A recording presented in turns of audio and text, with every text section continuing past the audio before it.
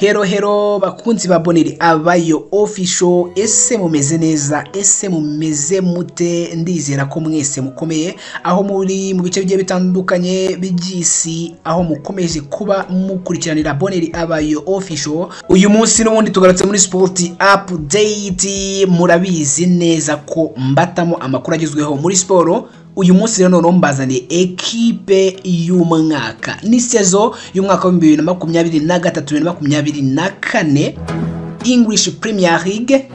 Abakinnyi bagize ekipe y'umwaka, abakinnyi batanu mu bakinnyi 11 bagize ino ekipe n'abikipe ya Arsenal the Gunners, abakinnyi bane bakaba b'ikipe ya Manchester City, abandi bakinnyi babiri, umwe ni Virgil van Dijk w'ikipe ya Liverpool ndetse na Oli Watkins w'ikipe ya Aston Villa. Ati bimeze bite, ikipe itenze gute?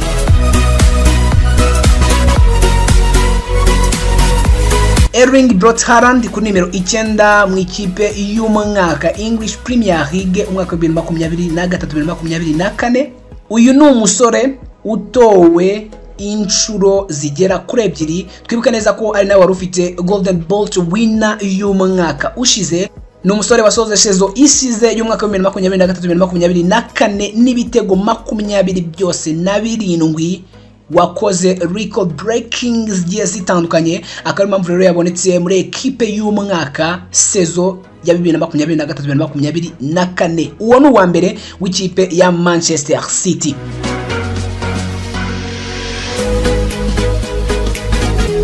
Uwa kabiri w'ikipe ya Manchester City ni Rodrigo Hernandez Cascante, umusore w'umunya Espanye. Uyu nguyu yafashe byinshi cyane ikipe ya Manchester City, yaramubuze irahungabana. Ni umusore afashe ikipe ya Manchester City gutwara igikombe cya English Premier League y'umwaka wa 2023-2024 ndetse arenzaho no kwitwara neza mu ikipe y'igihugu ya Espanye, aho yayifashe gutwara igikombe cy'Uburayi Euro y'umwaka wa 2024. Uyu nawe ni uwa kabiri mu bakinnyi bagera kuri 4 b'ikipe ya Manchester City babonetse mu ikipe y'umwaka.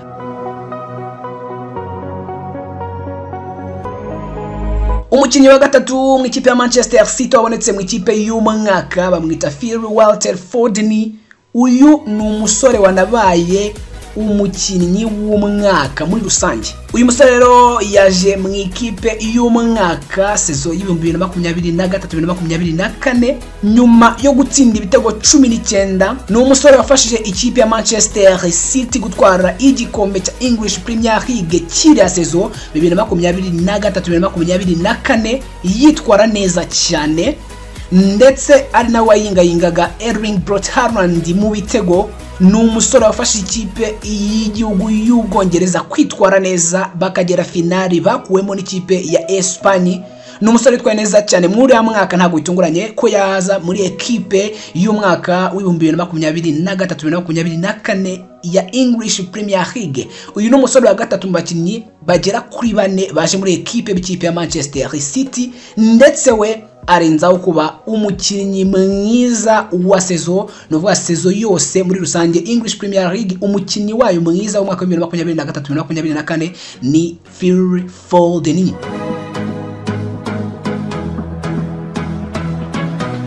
Umukinnyi wa kane mu ikipe ya Manchester City waje mu ikipe y'umwaka ni captain w'ikipe ya Manchester City Kieran Walker. Uyu nguyu nawe yitwaye neza cyane, afashe ikipe ya Manchester City gutsinda ndetse no gutwara igikombe cya English Premier League mu nshuro zigera kuri 47 yagiye agaragara mu mikino igiye itandukanye ndetse n'udukombe tugiye dutandukanye dukirwa ku mugabane w'Iburayi cyane cyane mu gihugu cy'Ubwongereza. N'umugabo wafashe ikipe ya Manchester City kwitwara neza cyane maze yegukana igikombe cya kane cyabo cya English Premier League umwaka wa 2023-2024. Ni ukuvuga ngo Erling Braut Haaland, Rodrigo Hernandez Cascante, Phil Walter Foden ndetse na Kieran Walker nibo bakinnyi b'ikipe ya Manchester City bagaragaye mu ikipe y'umwaka ya English Premier League umwaka wa 2023-2024.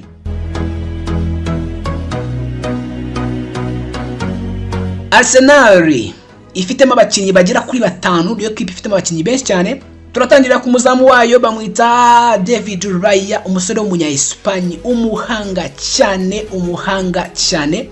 ni umusore wari wanahamagawe n'ikipe ya Espanye gusa akajya ku gatebe k'abasimbura.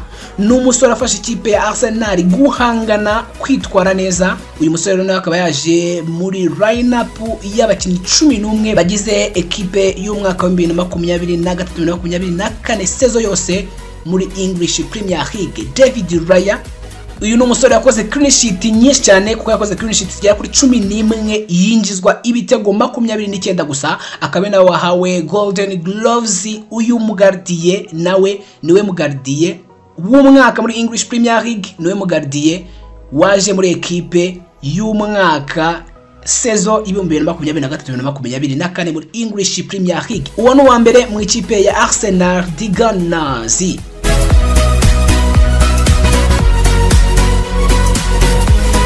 Udukurikiyeho ninde nta wundi ni William Saliba.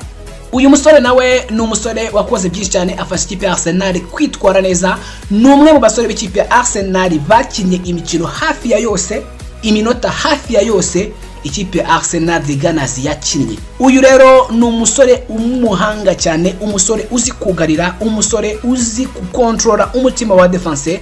Uyu rero akaba yaje muri ekipe y'umwaka abakinnyi bitwaye neza muri sezo y'umwaka wa 2023-2024, dore ko na ekipe yabo yitwaye neza cyane, aho nyine yarangije ino sezo iri ku mwanya wa kabiri nyuma y'ikipe ya Manchester City na ifitemo abakinnyi bagera kuri 4.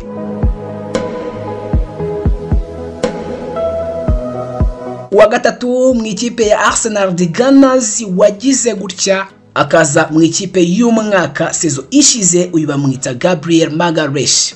Gabriel Magalhaes yanze gusigana na William Saliba. Uyu nawe ni umusore w'umudefenseur mwiza cyane ufite performance iri hejuru cyane, wakoze byiza cyane mu mwaka wa 2023-2024, akaba ariyo mpamvu defense y'ikipe ya Arsenal de Gunners umutima wayo wose wateruwe ukajyanwa muri ekipe y'umwaka sezo 2023-2024 sezo ishize, aho ikipe ya Arsenal bayifashe kwitwara neza cyane igakomeza guhangana no gukotanira igikombe n'ikipe ya Manchester City. Uwo ngo rero na wundi ni Gabriel Magalhaes, nawe waje muri rutonde rw'abakinnyi 11 bitwaye neza bagize ekipe y'umwaka sezo 2023-2024.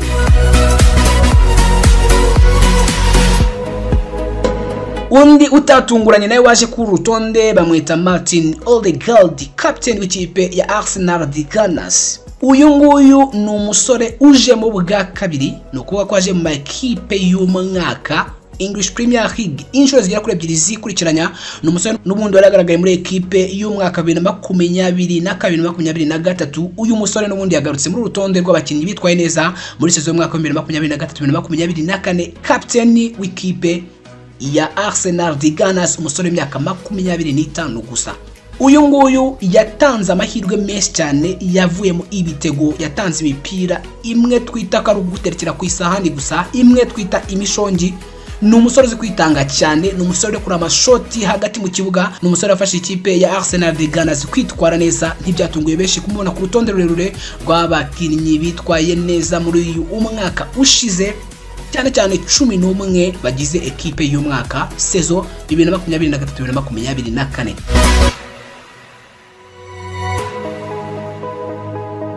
Uwa gatanu mu bakinnyi b'ikipe ya Arsenal de Gunners batanu bagaragaye kuri rutonde rw'abakinnyi bagize ekipe y'umwaka sezo ishize ni Declan Rice. Uyu ni umusore ikipe ya Arsenal yaguze umwaka ushize, ni umusore umaze gukina imikino ya kuri 38 gusa. Imikino 38 gusa niyo yari ikeneye kugira ngo n'umusore abashe kwandikisha umwanya we mu rutonde rurerure rw'abakinnyi 11 bagomba kuba abakinnyi beza, bagomba gutorwamo abakinnyi beza babaye indashyikirwa mu mwaka wa 2023-2024. Declan Rice rero mu mikino 38 yakinye ikipe ya Arsenal de Gunners uyu mwaka ushize, ni umukinnyi witwaye neza cyane, ni umukinnyi utatunguranye kuba nyine yaza ku rutonde rw'abakinnyi 11 bitwaye neza, abakinnyi 11 bagize ekipe y'umwaka sezo ishize 2023-2024. Abo n'abakinnyi batanu b'ikipe ya Arsenal de Gunners ari nabo benshi babonetse mu rutonde rw'abakinnyi 11 bagize ekipe y'umwaka muri English Premier League umwaka ushize. abakinnyi baje kuzuza umubare kuko hasigaye abakinnyi babiri kugira ngo 11 buzure. Ni umukinnyi wavuye mu ikipe ya Liverpool de Cops, umusore wagaragaye inshuro 48 zose muri competition zikinirwa ku mugabane w'Uburayi, bamwita Virgil van Dijk. Uyu nguyu nawe yagaragaye ku rutonde rw'abakinnyi bitwaye neza umwaka ushize bagomba kubaka ekipe yatowe n'abanaliste, yatowe n'abahanga nk'abakinnyi 11 bitwaye neza mu mwaka ushize bagize ekipe y'umwaka ya English Premier League saison y'umwaka wa 2023-2024. Virgil van Dijk niwe waserukiye ikipe ya Liverpool de Cops.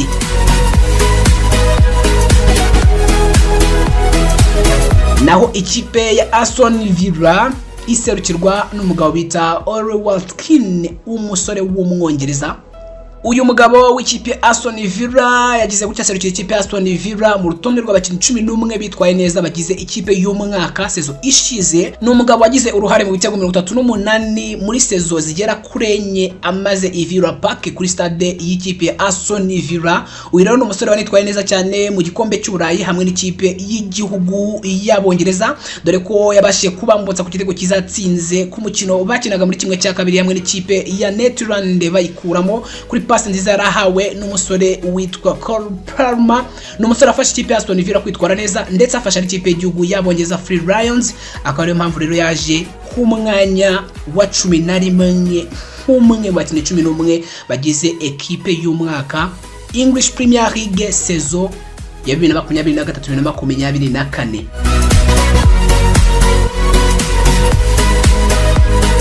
Mbaye nkugaruka kwa bakinnyi ni Erling Braut Haaland, ni Rodrigo Hernandez Cascante, ni Phil Walter Foden, ni Karen Walker, David Raya, William Saliba, Gabriel Magalhaes, Martin Odegaard, Declan Rice, Virgil van Dijk ndetse na Ole Watkins.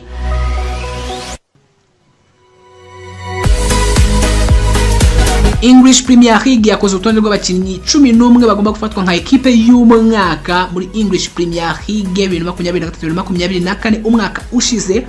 UEFA Champions League nayo isora urutonde rw'abakinnyi 11 bagize ekipe y'umwaka muri UEFA Champions League umwaka ushize. UEFA Champions League yatwaye n'ikipe ya Real Madrid. Boni Vande mwizamu harimo umukinnyi w'ikipe ya Dortmund witwa Kobel. Defenseur irimo babiri b'ikipe ya Dortmund ndetse na babiri b'ikipe ya Real Madrid. Kuri gatatu hari umusore witwa Mastena w'ikipe ya Dortmund, mutima defense akazambere w'ikipe ya Dortmund ndetse na Rudiger w'ikipe ya Real Madrid. Kabiri kakajya umusore witwa Dani Carvajal, umusore w'umunya Espagne ukinira ikipe n'ubundi ya Real Madrid. Hagati hari umusore witwa Vitinha, umusore ukiri ikipe ya Paris Saint-Germain. Hakaza Sabitzer, umusore w'ikipe n'ubundi ya Dortmund. Hakaza Jude Bellingham w'ikipe ya Real Madrid.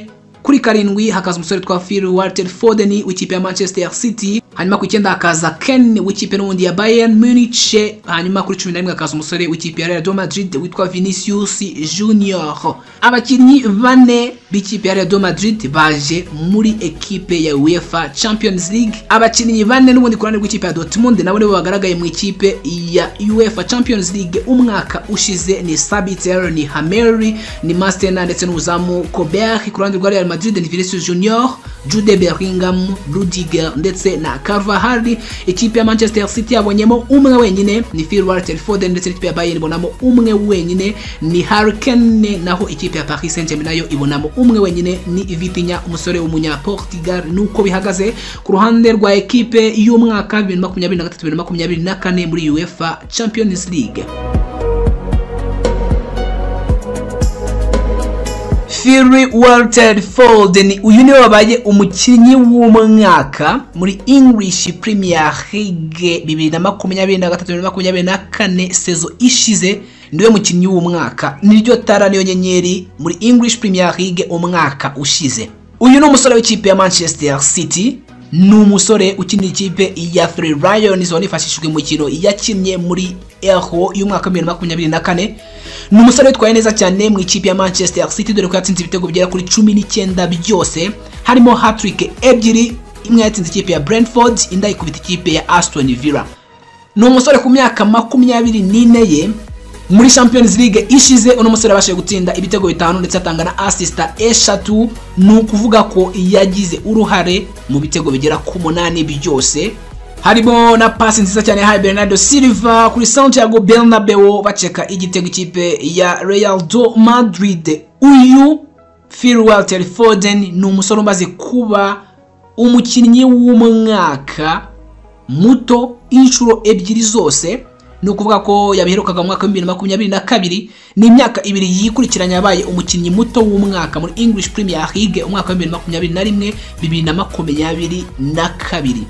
Numusore yaruhanganye n'abasore bagiye batandukanye b'amakipe agiye atandukanye, harimo ndetse n'abakina muri ekipe imwe nawe ya City, harimo Erling Haaland, Rodrigo Cascante, ndetse n'abakina mu kipe ya Arsenal de Gunners bamwita Martin Odegaard. Ikipe ya Chelsea da Blues ifitemo Cole Palmer ndetse n'ikipe ya Aston Villa ifitemo Oli Watkins, bari ku rutonde rurerure rw'abakinnyi bagomba gukurwamo umukinnyi umwe w'umwaka muri sezo ishize English Premier League 2023-2024, ariko nyine byaje kurangira Phil Walter Foden bose abakubise uwinyuma abariwe utorwa nk'umukinnyi w'umwaka muri English Premier League umwaka ushize 2023-2024. Ntabwo Rodrigo Hernandez Cascante yagiriye ishyari uno mukinnyi bakinana muri ekipe imwe. Phil Walter Foden nabwo yavuze ko yishimiye kuba Phil Walter Foden atwaye iki gihembo abaye umukinnyi mwiza muri sezo yashize, dore ko nyine ngari umusore witwara neza haba hanze y'ikibuga ndetse no mu kibuga. Ni umusore gukiri muto cyane kandi ufite ejo hazaza heza cyane. Naho Cole Palmer nyuma yo kurata igihembo nk'umukinnyi mwiza wa sezo muri English Premier League aho yaranganye n'abasore bagiye batandukanye, Phil Walter Foden akaza kuza kugitwara. Uno musore n'ubundi yaje gutorwa nk'umukinnyi muto witwaye neza mwaka ushize muri English Premier League 2023-2024. Cole Palmer umukinnyi w'ikipe ya Chelsea da Blues ndetse akaba n'umukinnyi witwaye neza akanafasha ikipe ya Three Lions kwitwara neza muri Euro y'umwaka wa 2024, dore ko nyine yanafashe kugera kuri finali ndetse aza no gutsinda igitego kuri finali. N'umusore witwaye neza cyane muri Three Lions, akaba rero ari we wahawe igihembo cy'umukinnyi muto witwaye neza muri sezo ishize ya 2023-2024 muri English Premier League. Ni umusore w'imyaka 22 kuri ubu ngubu ukinira ikipe ya Chelsea da Blues.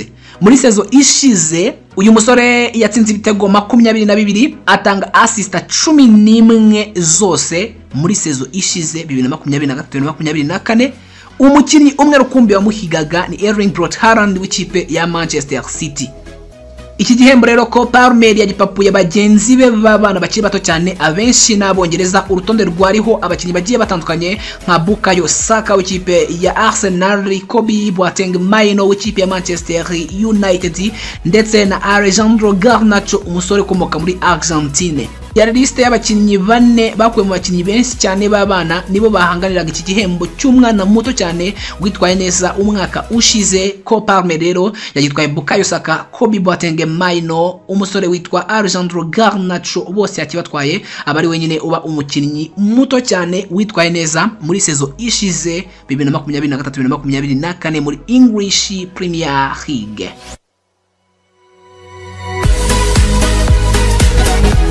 Ikipe ya Manchester City yakomeje kuyobora ama ekipe agiye atandukanye n'ubundi mu bihembo, dore ko n'ubundi muri shampiyona y'abagore English Premier League Women naho nyine ikipe ya Manchester City yayoboje inkoni y'icyuma n'ama ekipe. N'ubundi umukinnyi w'umwaka muri ekipe z'abagore muri English Premier League umwaka ushize n'ubundi ni w'ikipe ya Manchester City bamwita Khadija Bani. Uyu nguyu akaba akinira ikipe ya Manchester City nyine niwe watowe nk'umukinnyi w'umwaka mu bagore sezo ishize 2023-2024.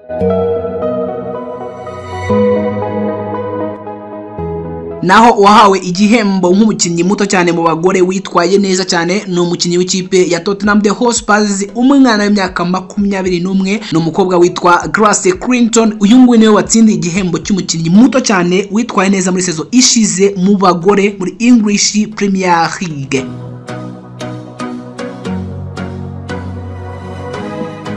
Naho muri Championship mu cyiciro cya kabiri wabaye umukinnyi w'umwaka n'umusore witwa Crescencio Merville umusore uri gushakwa n'amakipe akomakomeye yo mu cyiciro cya mbere muri English Premier League, dore ko yamanukanye n'ikipe ya Leeds United. Ni umusore w'imyaka 22, ni umusore witwaye neza cyane muri la saison y'umwaka wa 2023-2024, dore ko yabonye ibitego bigera kuri 19 byose, abasha kwitwara neza ndetse no gufata ikipe ya Leeds United. Ni umusore w'umunya Denmark waruhanganye n'abasore bagiye batandukanye, urugero nk'umukinnyi bakinana mu ikipe ya Leeds United witwa Georgian Duta, umukinnyi w'ikipe ya Leicester City witwa Kieran Dewsbury Hall, umukinnyi w'ikipe ya Blackburn Rovers umukinnyi witwa Sami Samsdorf, umukinnyi w'ikipe ya Southampton witwa Adam Armstrong, ndetse n'umukinnyi w'ikipe ya Ipswich Town witwa Rafa David. Abangaba nibo bari ku rutonde rw'abakinnyi barindwi bagomba gukurwamo umukinnyi witwaye neza cyane agahabwa igihembo nk'umukinnyi witwaye neza cyane muri Championship icyiciro cya kabiri mu gihugu cy'Ubwongereza.